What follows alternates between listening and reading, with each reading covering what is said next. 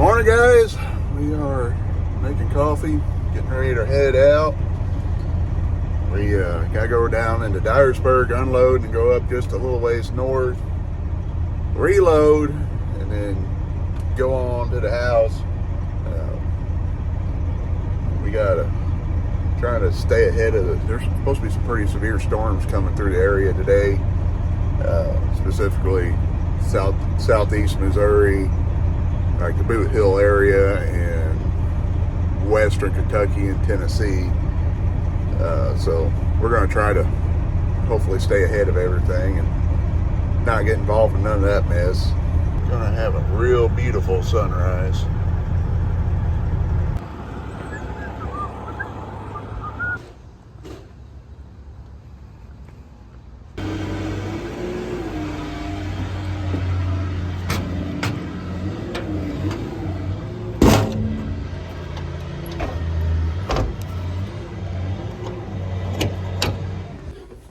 So while I'm unloading, Sean Duffy, the Transportation Secretary, has been really hitting on three big topics in the trucking industry specifically. English proficiency, that's been all over social media.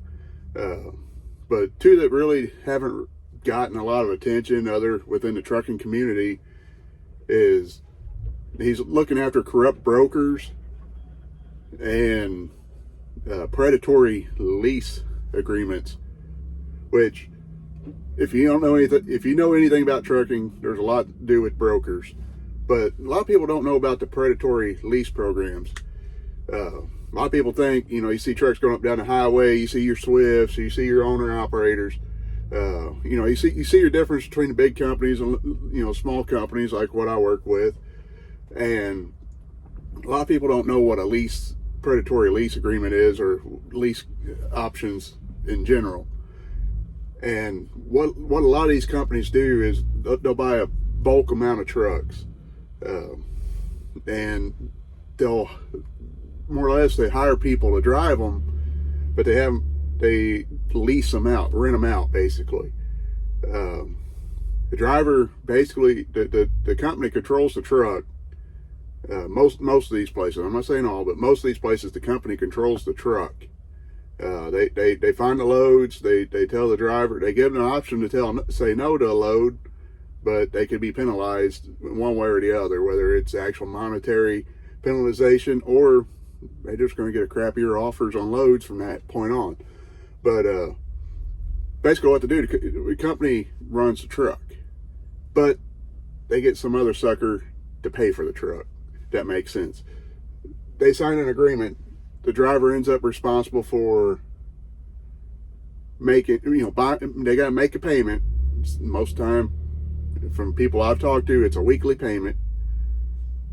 It could range for anything. They're responsible for the payments. They're responsible for repairs. They're responsible for tires. They're responsible for the truck. But the company still owns the truck.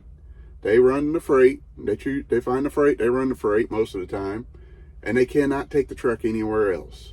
It has to stay strictly in that company. So, why they call it predatory lease? Well, these companies will do that, and what they'll do is, by the time a guy is about ready to complete his lease, a lot of them say, "Well, you'll get a bonus if you turn your truck in and it meets our standards of quality control. When you turn the truck in, you'll get a bonus." And they'll put them in another truck.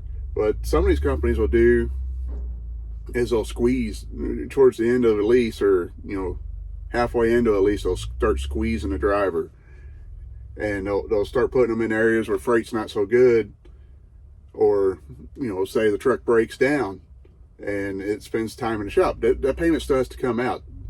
And what ends up happening is these guys will get to the point where all their money is going into truck payments until they got to start taking advancements, or basically company loans. And they'll squeeze these drivers to the point that they can just walk away, and then they'll probably owe the money that they've had to borrow or whatever, but they'll walk away from the lease payment. walk away from the truck, go to a different company. I can't make it here no more. Down the road they go. And then they'll get some other sucker to sign a lease agreement, not knowing the history of the truck. And that's the downfall. If the truck breaks down, you still got a payment coming out. And it's no fault of your own. Unlike, if you're a company driver, if your truck breaks down, the company can put you in another truck. You have no legal agreement to that truck. But if you're a lease operator, you're signed a contract to that truck. So a lot of these companies, if your truck breaks down and you're in the shop for weeks on end, you're still got to make that payment somehow or another.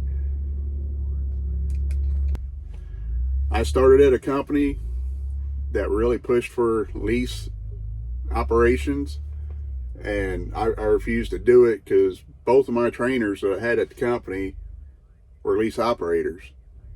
One was really successful, but whenever he realized he was starting to get squeezed, he got out. The other one, he fought through and through, but when he realized there's greener grass somewhere else, he got out. But at the company I started at, I would say 1 in 5 drivers were successful. And those 1 in 5 typically were husband-wife teams, and they sold everything. They had a nice car or whatever sitting at the yard, but they sold their house. Some of them might have had an apartment or something, but most of them just sold everything and just lived in the truck. They would just go, if they wanted out of the truck, they'd go get a hotel room, over a weekend or something. But they didn't really go home, or didn't have a home to go to, or, however you want to put it. But they would sell everything to make their lease successful. And that's what we're talking about when we're talking about predatory leases. They'll squeeze these guys, they'll make it seem like a sweet deal. And sometimes it is. But they'll squeeze these guys to the point that they go bankrupt. You're still buying the fuel, you're still paying for the oil change, you're still buying the tires, you're taking the consequences when the truck breaks down. Even though it's under warranty, you're still taking the consequences of it. And if it's something not covered under warranty, then you're responsible for it 90% of the time. So they're going after companies that do that type of stuff. The ones that don't allow you to take the truck elsewhere once you sign the lease agreement. If things aren't working at this point, and most of these agreements, you're never going to buy the truck. They'll offer you, a balloon payment at the end. You've already paid. I figured it up. The company I was at, you $150,000 truck at the time, you were paying $200,000 at the end of the year, or at the end of the lease by the time you paid for it. Plus then they're going to tack on another $20,000 to $30,000 balloon payment on top of that. So that's a predatory lease agreement. If you're looking to get into trucking, I just say stay away from them. Some guys are real successful. I've heard of guys doing really good, but like I said, most of the time it's husband-wife teams. So hopefully Sean Duffy can start getting some of this stuff figured out as far as that goes, and we can start cleaning up our industry, getting rid of these scumbags that are making millions and millions off of somebody else's back. There's one thing about trucking. It don't matter if you're a company driver, owner operator, lease operator, whatever you want to be. Somebody's got their hands in your pockets somehow or another. So just a little tidbit while I'm sitting here unloading. All right, let's get everything put up and get up the road and get reloaded and get on home. Let's roll back the curtains and get loaded. Hey, that's a nice broom. Starting to rain also. Yay. At least got a canopy in here. Alright, we're tied down. We got our little droplets coming off my hat. We're gonna get our paperwork and head to the house. Probably get some lunch on the way. Alright, we made it back. We're gonna drop out this trailer and get swapped out to Mac and start a different adventure next week.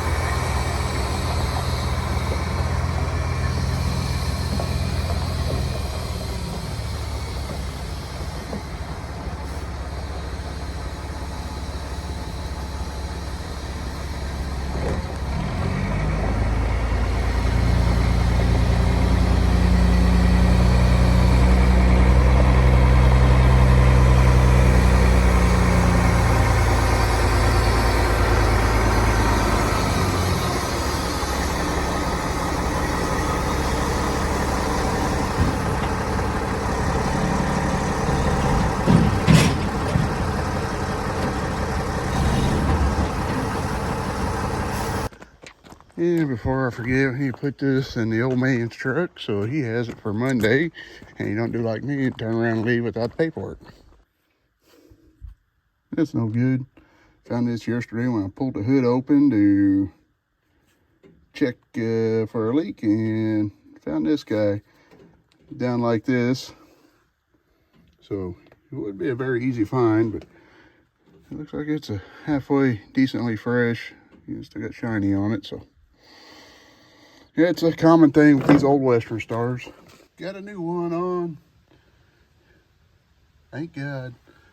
The other one's still pretty new, so shouldn't have to worry about that. But we got that one on. Y'all stay safe. God bless you. Have a good weekend. We'll catch you later.